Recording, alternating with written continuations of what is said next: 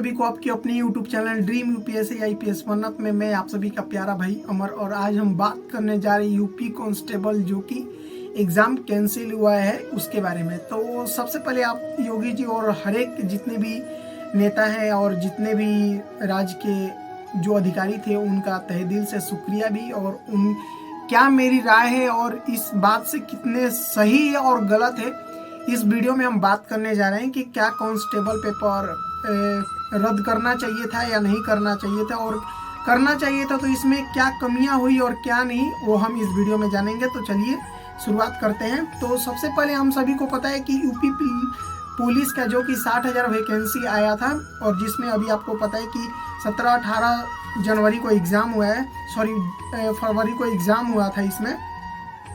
तो एग्ज़ाम होने के बाद ऐसा हुआ कि पेपर कैंसिल करना पड़ा, क्योंकि पेपर रद्द करना इसलिए पड़ा क्योंकि पेपर लीक हो चुका था। तो सर ने बहुत लोगों ने प्रोटेस्ट किया जा करके और उसके बाद जा करके पेपर को रद्द किया गया। तो सर मैं एक सवाल आप सभी से पूछना चाहता हूँ, जितने भी ये स्टूडेंट हैं, सर पेपर रद्द करना सिर्फ मतलब नहीं है सर। जो पेपर को रद्द चाहे लीक किया है सर, जो लीक पेपर कर रहा है उस अधिकारी के ऊपर इतना आप ऐसा शिकंजा कसे और इतना ऐसा कठोर दंड दे उसको कि उस पद पे आने वाला कोई भी व्यक्ति पेपर को कभी लीक ना कर सके। सर पेपर रद्द करना कोई अच्छी बात और बड़ी बात नहीं है सर, ये आपके लिए भी नुकसान है और हमारे लिए भी नुकसान है सर। और सर ये कांस्टेबल का है सर, अभी आपने आरओ का पेपर, जो कि आपको पता है कि आरओ का भी पेपर रद्द किया गया है सर। कब तक ले और कितना पेपर रद्द करेंगे सर, चाहे यूपी हो, बिहार हो या XYZ हर एक जगह का हो।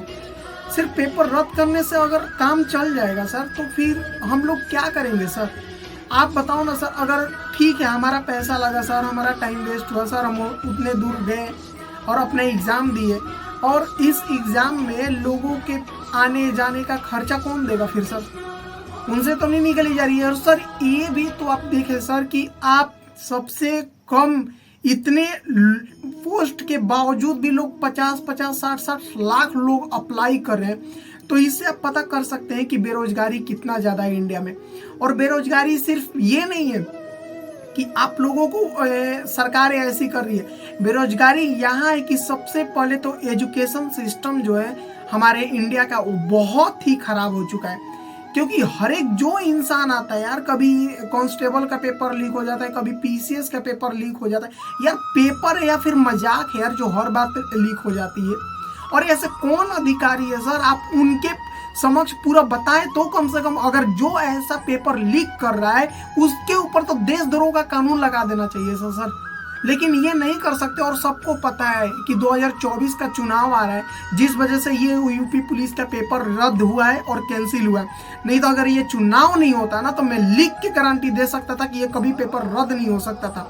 क्यों नहीं हो सकता था? क्योंकि इनको और भी तो काम है ना सर। लेकिन ये देखे कि इस बार बच्चे कोई मानेंगे नहीं, क्योंकि यार देखो हम लोगों को क्या है सर, हम लोगों को बस एक छोटी सी जॉब चाहिए।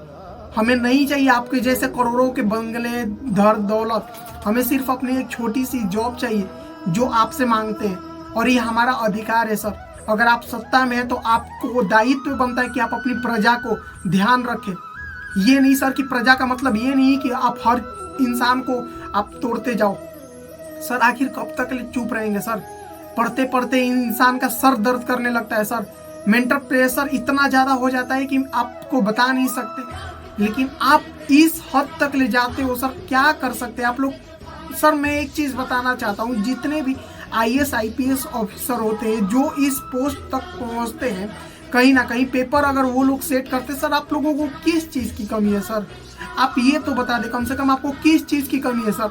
आपको सरकार इतने पैसे दे रही है, इतनी सुविधा दे रही है सर, क्या आपका इंसानियत मर चुका है सर? आपके बच्चे नहीं है सर, मुझे पता है कि आपके बच्चे आप इंग्लैंड, जर्मनी, फ्रांस या USA में कहीं जा करके भेज के पढ़ाते हैं सर। लेकिन आप कम से कम अपने बच्चों जैसा ट्रीट तो करें कम से कम। आपका पेपर लीक करने की वजह से कितने लोग सुसाइड करते, कितने का लास्ट अटेम्प्ट होता है सर। क्या कर सकते हैं सर? ना आप लोगों को कभी कुछ समझ में आएगा। अगर ये बात मुझे पता है यार कि कोई वीडियो कभी वायरल होगा नहीं और ना कभी मुझे इसकी चाहत है, लेकिन कम से कम ये जो दुख है ना, ये दर्द है ना, ये इंसान वही समझता है जो मेहनत करके भी आज अनसक्सेसफुल है, नहीं तो और कुछ नहीं है सर। आप लोगों को क्या है सर, आप लोगों को तो एसी मिलते हैं, जेट प्लस सिक्योरिटी मिलते हैं, हर एक सुख सुविधा मिलती है सर। जैसे कि आएगा अभी चुनाव, उसमें भाषण देंगे कि हम गरीबों के लिए करेंगे, किसानों के लिए करेंगे, स्टूडेंट के लिए करेंगे। सर कब करेंगे सर? हमसे पीछे जापान, हमसे पीछे चीन, हमसे पीछे सब कुछ था और आज हमसे आगे निकल गए हैं सर। उनके यहाँ मानते हैं कि लोकतंत्र तो उतना नहीं है, लोकतंत्र उतना नहीं लोग बोल के पाते हैं, लेकिन फिर भी देखिए आपसे आगे निकल रहे हैं सर। पॉपुलेशन में आप सिर्फ चाइना को पीछे कर रहे हैं, इसके अलावा और किस चीज में आप पीछे कर रहे हैं सर? ना आपका बेहतरीन एजुकेशन सिस्टम सही हो पा रहा है। अरे सर आप कम से कम उन अधिकारियों के खिलाफ सख्त एक्शन तो ले सकते हैं ना सर। सिर्फ बोल देने से नहीं होता है सर, सिर्फ चुनाव है, आओ और बोलो और उसके बाद चले जाओ सर। आपका चुनाव आता है सर, आप कितने पैसे खर्च करते हो, क्या करते हो, वो सिर्फ हमारे जेब से जाता है सर।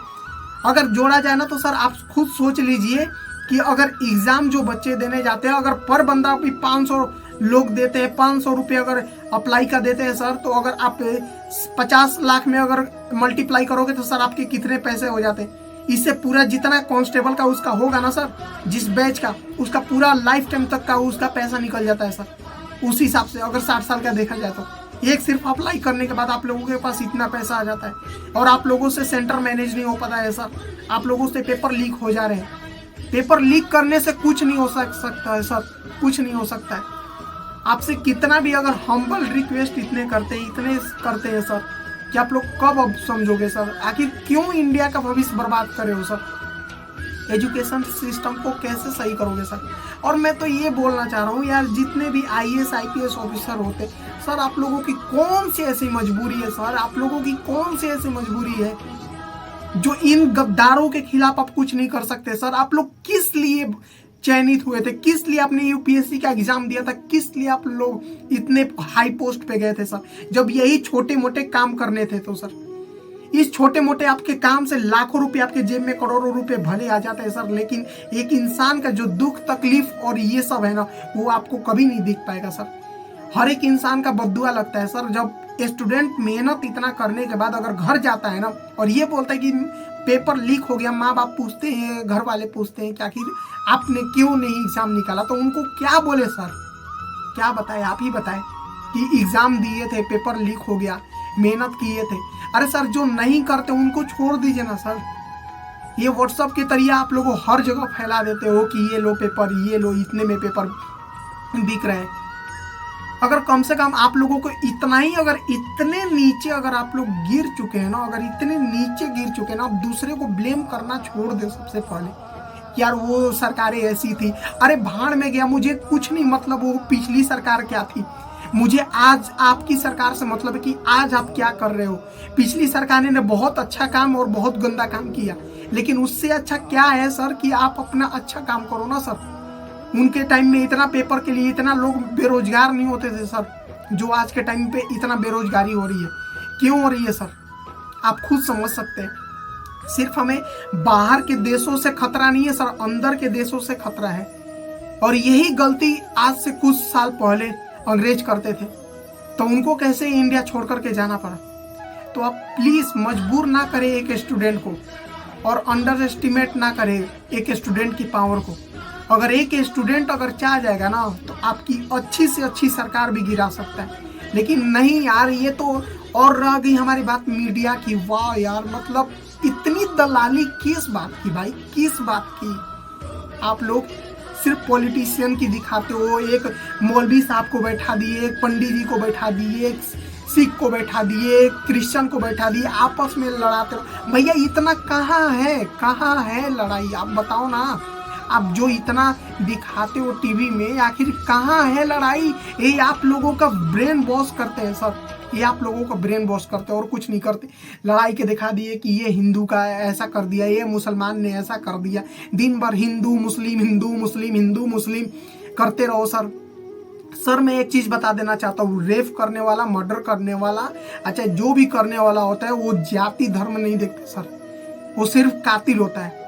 उसको जात और पात में डिवाइड मत कीजिए। अगर यही आप लोगों की सोच रही ना सर, अगर यही आप लोगों की सोच रही और थिंकिंग रही ना, तो एक दिन ऐसा आएगा कि इंडिया खत्म हो जाएगा इनकी सोच की वजह से। अरे सर आप लोग आए यार, आप लोग सरकार में अच्छे लोग आओ, कम से कम देश को आगे बढ़ाओ सर। मैं मानता हूँ कि कुछ चीज़ में हमारा देश बहुत आगे बढ़ रहा है, इसमें कोई डाउट नहीं है, पहले से और अब में बहुत चीज़ होता है। लेकिन अगर आप लोग युवाओं के भविष्य के साथ ऐसा खिलवाड़ करेंगे तो फिर कैसे काम चलेगा? आप खुद बताइए, अगर आपके बच्चे होते, आप middle class, lower class middle family से होते तो आप क्या करते सर? ये तकलीफ आप नहीं समझ सकते। जेड प्लस सिक्योरिटी के साथ आपको जो चाहो आप खा पी सकते हो, कि आप लोगों को अगर जो एक दिन के लिए भी सांसद अगर बनता है तो उसको लाइफ टाइम की पेंशन दी जाती है। और एक स्टूडेंट के लिए क्या कर रहे हो आप सर? सिर्फ बोलने के लिए सर कि हम आएंगे, अपने सरकार लाएंगे तो हम इनके लिए करेंगे, हम किसानों की आय दुगनी करेंगे, हम छात्रों को अच्छा एजुकेशन देंगे, उनके लिए फ्री में ये चीज़ देंगे, वो चीज़ सर फ्री में मत दीजिए, बट एजुकेशन सबसे पहले और सही करके दीजिए। हमें और कुछ नहीं चाहिए। और मुझे पता है कि यार ये वीडियो कोई नहीं देखेगा, कोई दिक्कत नहीं है। ये सिर्फ दुख तकलीफ वही इंसान समझ सकता है जो दिल से मेहनत करता हो और अपने आगे की पढ़ाई करना चाहता हूँ।